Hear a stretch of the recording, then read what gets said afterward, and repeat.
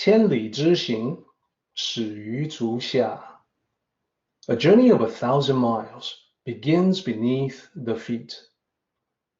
We now gather in the Tao to travel the journey together.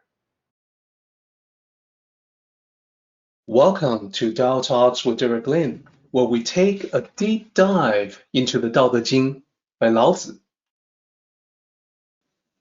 I would like to invite you to center your thoughts and direct your attention to this moment in time, to the here and now. To be fully present and mindfully aware as we all ready ourselves for this sacred process of the Tao. So to illustrate this idea, there's a story from Zhuangzi that talks about what happens when a seeker of knowledge, the name of the seeker of knowledge is Ching. Ching traveled to the realm of Tao concepts in search of answers.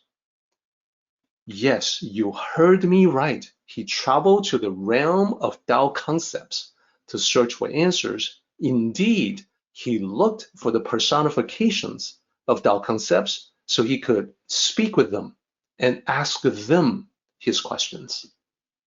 So I think you can already see that this is not one of those historical tales populated by historical figures, but a story that was composed by Zhuangzi to make an important point.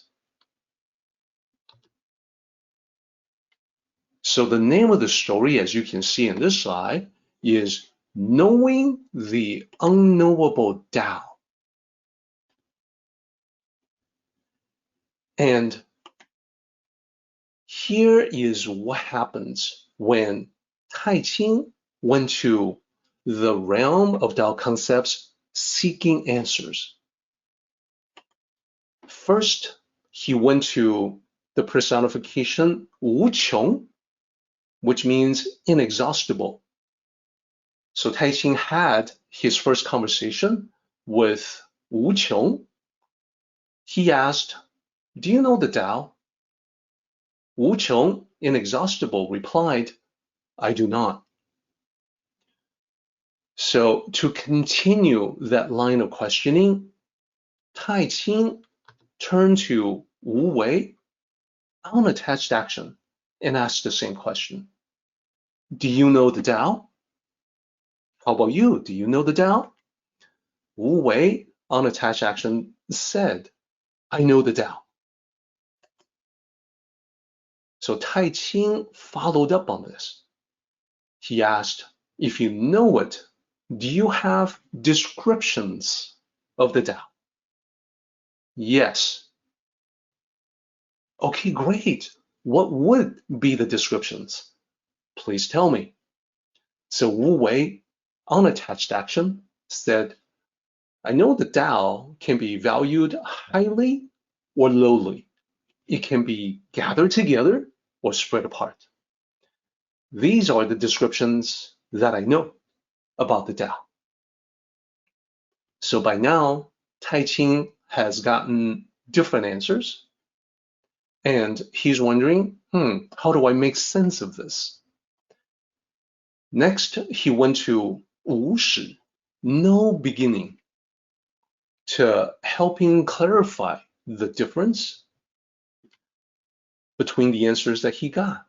So with Wu Shi, he relayed the conversations and he asked, "Wuqiong, inexhaustible, doesn't know, but Wu Wei, unattached action, does know. So who is right and who is wrong?" Wu Shi, no beginning, said, "The one who does not know is profound. The one who knows is shallow. The one who does not know has insight. The one who knows sees only the surface." So he's basically saying that Wu Wei, unattached action, that's the person, that's the shallow one that only sees the surface level. Upon hearing this, Tai Qing sighed and said, the one who does not know is actually the one who knows. The one who knows is actually the one who does not know. So who is the one to understand the knowing of not knowing? So he's feeling perplexed. Wu Shi, no beginning, said, the Tao cannot be heard. So what you hear is not the Tao. It cannot be seen. So what you see is not the Tao. It cannot be spoken. So what you talk about is not the Tao. Know that that which rules over forms is itself formless. The Tao should not be named. Wu Shi continues, the one who answers questions about the Tao does not know the Tao. The one who asks about the Tao ends up not learning about the Tao because the Tao cannot be asked. If asked, it cannot be answered. If you force a question, the question will be hollow. If you force an answer, the answer will be devoid of content. Those who provide empty answers to empty questions cannot observe the universe externally, nor can they know the ultimate source internally. Therefore, they cannot attain the level to scale the highest peaks, nor can they tour the great void. The end. This story packs a lot of concepts in a very small package. So I think it would be a good idea for us to talk about some of the things that was offered in the story.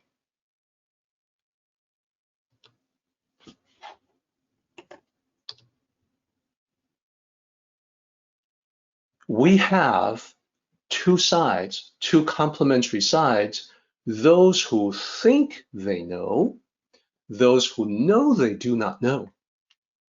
And even before we go further, from the beginning of our discussion today, you can absolutely tell which is the side that is likely to be arrogant and which is the side that is likely to be humble. So in the conversation that we heard in the story, it is said that those who think they know, they are shallow. Their level of understanding is only at the surface. Those who know they do not know, which maps to line 1, the highest, they are the ones who are profound. And furthermore, those who think they know, they actually do not understand. They don't understand that the Tao is unknowable at its core. And those who know they do not know, they have clear recognition of that. So they actually do understand. Then it is also said that those who think they know cannot observe the universe. The universe meaning existence itself. So previously in the last chapter, we talked about the primary method of learning of the ancient sages. They look at what's happening around them. They observe existence itself. They look up at the nighttime skies. They look at heaven. They look at earth. They look at the human world. They observed the universe and they came to understanding and applying their observations. But those who are too full of themselves to think they know, they cannot do that. They cannot follow in the footsteps of the ancient sages. Now, those who know they do not know, they scale the highest peaks. What does that mean? So this is poetic language used by Zhuangzi. It means to attain the highest level of understanding that is humanly possible. So scaling the highest peaks is the metaphor for that. When you climb to the highest place of the mountain, that's it. You climb no further, even though you can see that there's still higher levels that you can go, that if you could fly, you could get up even higher. But at the highest peak of the mountain, the humanly possible understanding of the Tao, what that means is an expanded mind, an incredible perception of reality with the utmost clarity. This is just like someone taking in the panoramic view at the top of a mountain. That's the reason why the metaphor is being used. Scale the highest peaks. When you're there, you can see a lot. You can have the panoramic view, this incredible view. So then you can see that it corresponds to the other observation, that the other description of those who think they know, those cannot observe the universe or existence itself, whereas those who know they do not know scale the highest peaks and then look around, take in the view.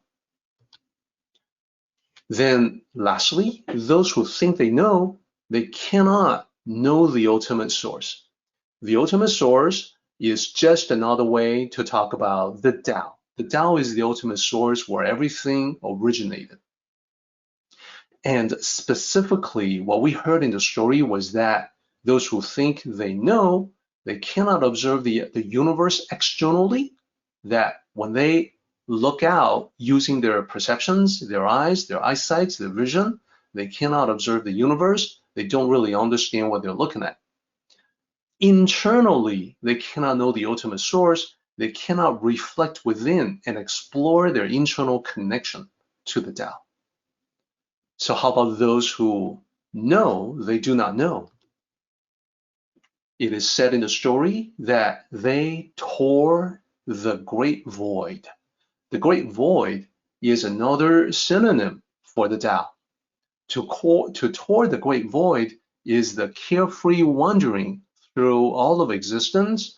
It means existence itself becomes like your own playground. And this is something that is open and available to those who cultivate the Tao, who understand the Tao in the proper way, as the ancient sages have pointed out.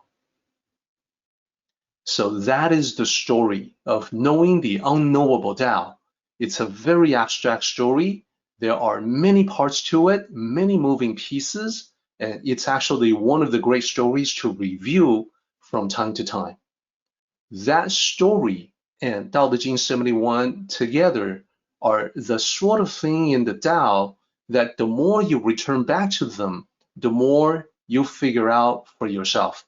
It's not because the story or the chapter have changed, it's because you have evolved. The more you experience life, the more you will get out of chapter 71 and the story itself.